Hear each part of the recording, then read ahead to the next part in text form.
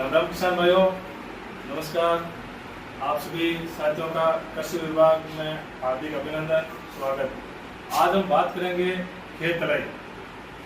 राजस्थान सरकार कृषि विभाग द्वारा खेत तलाई अनुदान योजना चल रही है, जिसके अंदर बार बार किसानों को फोन आती है, सर इस पर कितना अनुदान दिया जा रहा है, किस प्रकार आवेदन किया जाना चाहिए, क्या क्या दस्तावेज चाहिए, उसकी आज हम पूरी बात करते हैं। इसके मुख्य उद्देश्य क्या है? खेत तलाई के अंदर मैंने देखा है काफी जगह हमने खेत तलाई करवाई है, उसके अंदर किसानों द्वारा खेत तलाई निर्माण करवाने के बाद में जल संरक्षण किया जाता है। अभी हमने आशोक के अंदर देखा काफी जगह पर पानी इकट्ठा किया हुआ है। उसके अंदर एक किसान के पास अगर 75 फुट लंबाई की खेत तलाई है और 3 मीटर इस आकार की अगर खेत तलाई बनी हुई है, तो उस किसान के पास में 12 लाख लीटर पानी इकट्ठा हो गया और वो किसान वापस आगे रबी की सीजन में रेन पाइप या फुहारा के द्वारा, फुहारा संयंत्र के द्वारा अगर जीरे की सिंचाई करता है तो वो उस खेत तलाई से 10 बीघे में सिंचाई कर सकता है। और अगर अवेलेबल नहीं है, फुहारा या रेन पाइप अवेलेबल नहीं है और वो क्यारी से खेती करना चाहता है, तो वो किसान 5 बीघे के अंदर अपनी खेती जीरे की कर सकता है। अब मैं आपको बताऊं, 5 बीघे के अंदर आपको अगर 2 क्विंटल का उत्पादन मिलता है तो आपको बराबर 10 क्विंटल जीरा उत्पादन हुआ है। और अगर आपको मार्केट वैल्यू पता हो तो जीरे की अभी वर्तमान में 30,000 रुपये जीरे की मार्केट वैल्यू चल रही है, तो 10 × 30 बराबर आप 3 लाख रुपए आय प्राप्त कर सकते हैं। आप 4 महीने के अंदर, अक्टूबर से लेकर के मार्च के महीने तक जीरे के उत्पादन आप खेत तलाई बनवा करके 3 लाख रुपए यानी कि पर मंथ आपकी 25,000 रुपये इनकम होगी। अब हम बात करते हैं ये 3 लाख रुपए का उत्पादन लेने के लिए किस प्रकार से हमें खेत तलाई का आवेदन करना पड़ेगा। तो उसके लिए सबसे पहले हम बात करते हैं इसके लिए क्या क्या पात्रता चाहिए। इसके लिए किसान के पास 0.30 हेक्टेयर जमीन होना आवश्यक है। 0.30 हेक्टेयर, अगर आपके खसरे के अंदर, आपके मूल खसरे में 0.30 हेक्टेयर जमीन आ रही है तो आप खेत तलाई के लिए आवेदन कर सकते हैं। आवेदन करने के लिए आपके पास कौन कौन से दस्तावेज चाहिए उसके बारे में मैं आपको बता देता हूँ। सबसे पहले आवेदन करने के लिए आपके पास जमाबंदी होना जरूरी है। जमाबंदी और नक्शा। और अगर आप लघु सीमांत कैटेगरी के अंदर आते हैं तो आपका साथ में लघु सीमांत प्रमाण पत्र होना भी जरूरी है। लघु सीमांत प्रमाण पत्र, अगर आपके पास 12 बीघा से कम जमीन है तो आप लघु सीमांत प्रमाण पत्र लगा करके भी आवेदन कर सकते हैं। ये तो हो गए हमारे आवश्यक दस्तावेज। अब ई मित्र पर आवेदन किस प्रकार किया जाना चाहिए? ई मित्र पर राज्य किसान साथी पोर्टल पर आप अपने जन आधार नंबर लगाएंगे तो आपका पूरा बायोडाटा खुल जाएगा।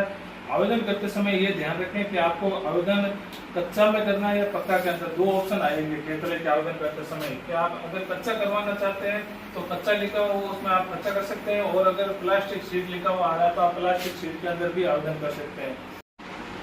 आवेदन करने के बाद में कृषि विभाग सहायक निदेशक अधिकारी महोदय द्वारा अगर आवेदन 150% से अगर ज्यादा आवेदन आते हैं तो आपके लॉटरी माध्यम से, और 150% से कम आते हैं तो पहले पाओ के आधार पर आपकी डॉक्यूमेंट स्क्रूटनी की जाएगी। आपके दस्तावेज जांच की जाएगी कि आपने जो भी दस्तावेज लगे वो सही है या नहीं है। दस्तावेज जांच करने के बाद में वो पत्रावली आपके फील्ड अधिकारी है, कृषि विभाग के कृषि पर्यवेक्षक, वो आपके क्षेत्र में आएंगे और आपको खेत तलाई के मुख्य दिशा निर्देश देंगे। भाई आपको खेत तलाई किस प्रकार बनवानी है और क्या क्या ध्यान रखना है, क्या क्या सुझाव है। उसके ऊपर आप अगर कायम रहते हैं तो आपकी प्रशासनिक स्वीकृति की जाएगी। उसमें मैं बता देता हूँ, मुख्य पॉइंट ये होता है कि आपकी खेत तलाई पानी के ढलान वाले क्षेत्र पर होने चाहिए, जहाँ पे आपका खेत है और खेत में जहाँ पे ढलान आ रही है, जहाँ बरसात का पानी एक जगह पर आके एकत्रित हो रहा है, उसी जगह आपको खेत तलाई बनवानी होगी। दूसरी बात यह होती है कि आपकी खेत तलाई मुख्य सड़क से 50 फीट की दूरी पर होना आवश्यक है। अगर 50 फीट की दूरी पर नहीं होगी तो आपकी प्रशासनिक स्वीकृति जारी नहीं की जाएगी। तीसरा मुख्य पॉइंट ये होता है कि आपकी खेत तलाई बनाते समय ये ध्यान रखें कि आबादी क्षेत्र वहाँ पे नहीं होना चाहिए। अगर आबादी क्षेत्र होता है तो भी आपकी प्रशासनिक स्वीकृति जारी नहीं की जाएगी। अगर आप इन तीनों पॉइंट पे कायम रहते हैं कि मैं 50 फीट दूरी पे बनाऊंगा, आबादी क्षेत्र की नहीं है और ढलान वाले क्षेत्र पे बनाऊंगा, तो आपकी प्रशासनिक स्वीकृति जारी की जाएगी। ये आप ध्यान रखें कि अगर आपका प्री वेरिफिकेशन कर दिया तो इसका मतलब ये नहीं है कि आपकी प्रशासनिक स्वीकृति जारी हो गई है। अगर आपको 150% आवेदन होते हैं, उनमें से अगर 100 की सैंक्शन निकालने तो जो पीछे 50 किसान बचते हैं उनको प्रशासनिक स्वीकृति जारी हो भी सकती है, नहीं भी हो सकती है, कोई जरूरी नहीं है। तो आपकी प्रशासनिक स्वीकृति जारी होने के बाद में ही आप खेतले का निर्माण करवाएं। ऐसा नहीं है कि भाई मेरे खेत में आ गए, मौके पर देख लिया तो मैं खेतले का निर्माण करवा लेता हूँ, कभी नहीं। आपके पास जब कृषि विभाग से कॉल आती है कि भाई आपकी प्रशासनिक स्वीकृति जारी हो गई है, उसके बाद में ही खेतले का निर्माण करवाएं। अब मैं आपको बता देता हूँ कि इसमें आपकी प्रशासनिक स्वीकृति जारी हो गई, आपके दस्तावेज सही है और आपने बिल्कुल मान लिया कि आपके निर्देश के अनुसार मैं खेतले का निर्माण करूंगा।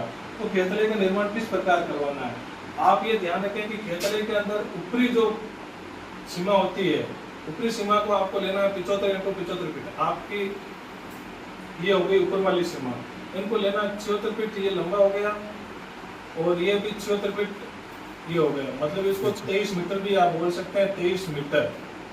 ये तो हो गए 76 x 76। और जो नीचे वाली जमीन की गहराई के अंदर जो लंबाई चौड़ी होती है वो होती है 17 x 17 मीटर।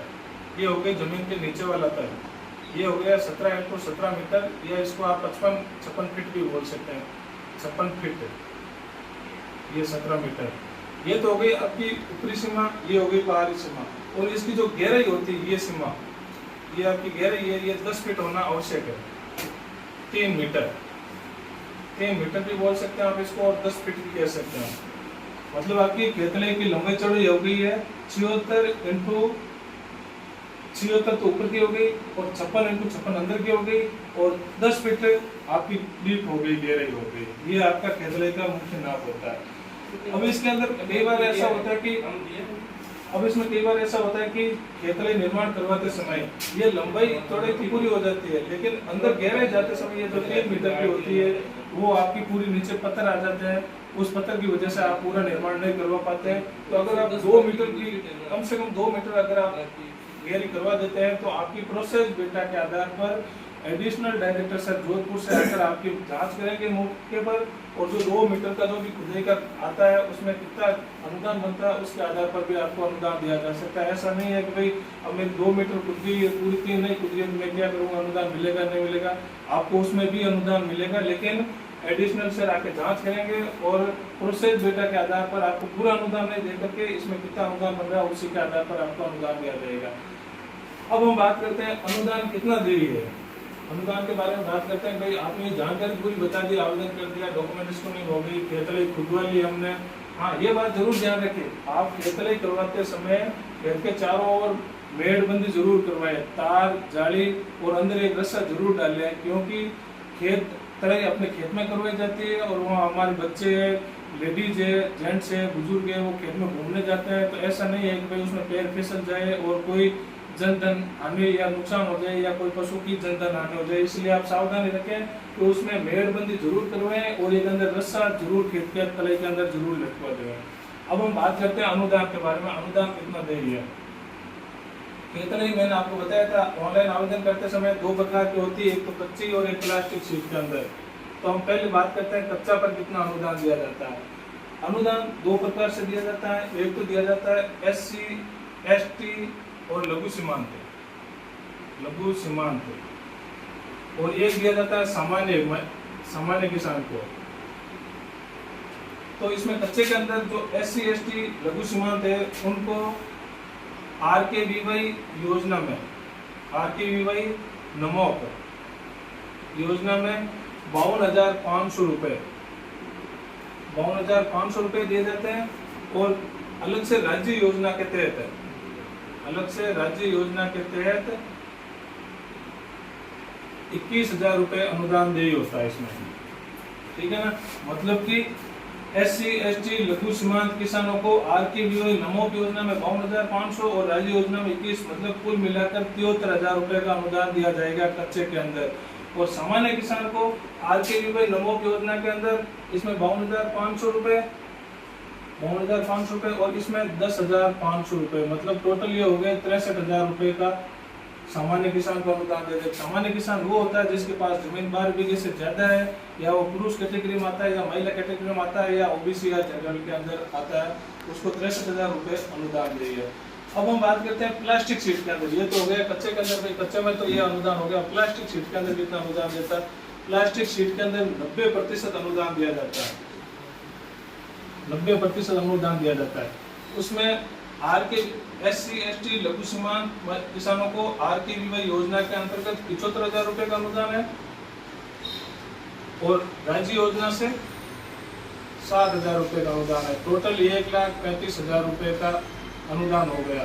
इसकी कुल लागत राशि आती है, इसकी टोटल कुल लागत राशि आती है 1,50,000 रुपए। 1,50,000 में से 1,35,000 रुपए राज्य द्वारा वापस दिया जाता है, मतलब आपको 90% सब्सिडी मिल गई है।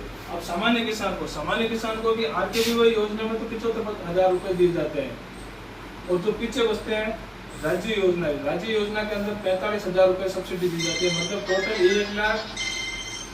1,20,000 रुपए का अनुदान दिया जाता है।